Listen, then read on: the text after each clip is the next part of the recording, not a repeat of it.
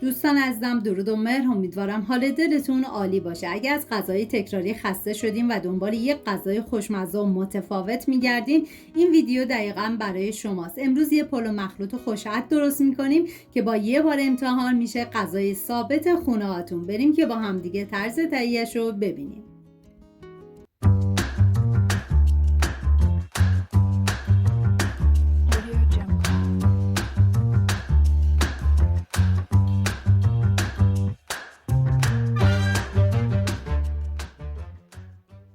4 عدد پیاز رو به صورت خلالی خورد میکنم. این غذا برای 4 نفر در نظر گرفته شده. شما به اساس تعداد نفرات مواد رو کم یا زیاد کنید. من اندازه ها رو هم در طول ویدیو میگم، هم داخل دیسکریپشن نوشتم.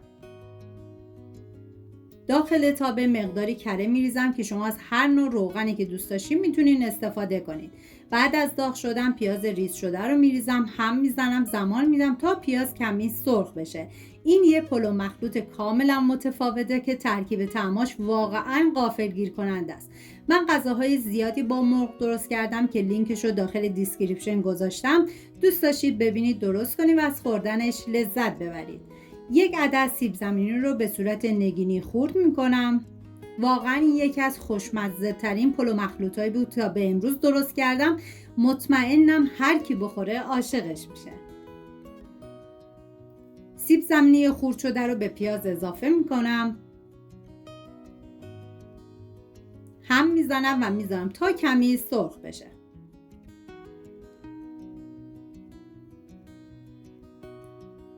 حالا توی این فاصله میریم سراغ خورد کردن بقیه مواد. 1 عدد فلفل کاپی رو به صورت حلقه‌ای برش میزنم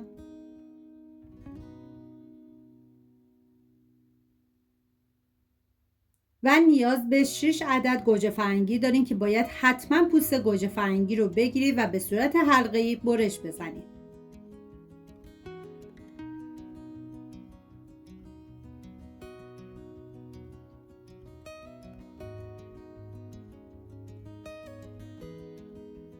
فلفل کاپی همراه با گوجه فرنگی خورد شده رو به بقیه مواد اضافه میکنم، هم میزنم تا همه مواد با هم دیگه مخلوط بشن و کمی تف بخورن.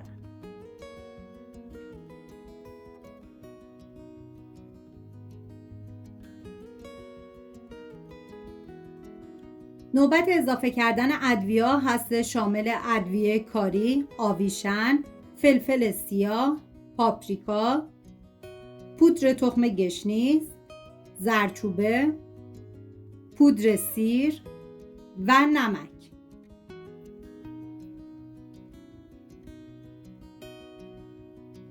هم میزنم و میذارم ادویه ها تف بخورن، عطر ادویه ها آزاد بشه.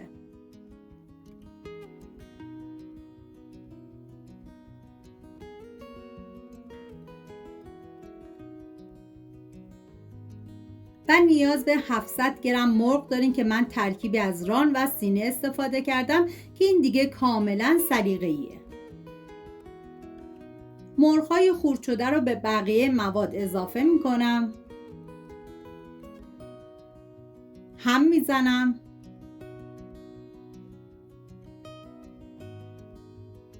و ما برای این پلو مخلوط و خوشمزه نیاز به ماست داریم که 5 قاشق غذاخوری ماست رو با 2 قاشق غذاخوری آب ولرم مخلوط کردم و بعد به بقیه مواد اضافه میکنم. زمانی که ماست اضافه کردید سریع باید هم بزنید.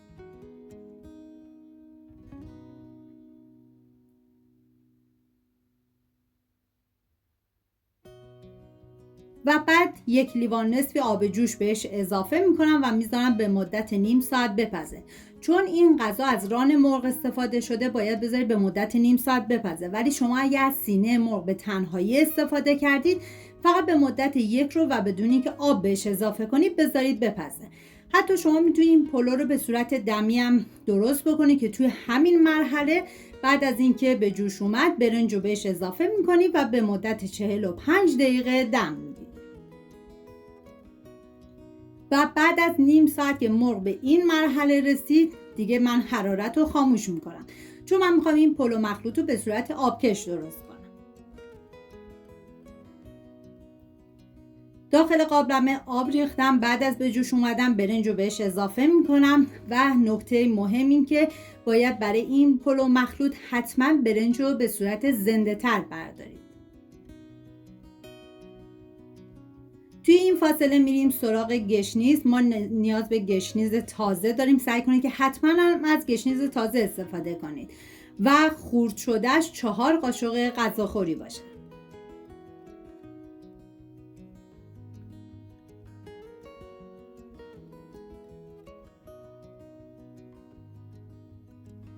و حالا توی این مرحله من برنج رو آبکش میکنم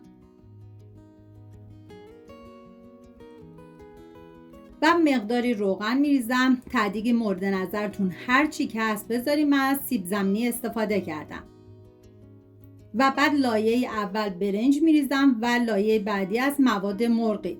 تکرار میکنم این کارو و در مرحله آخر گشنیز خرد شده رو میریزم روش و به مدت 45 دقیقه میذارم این پلو مخلوط دم بکشه.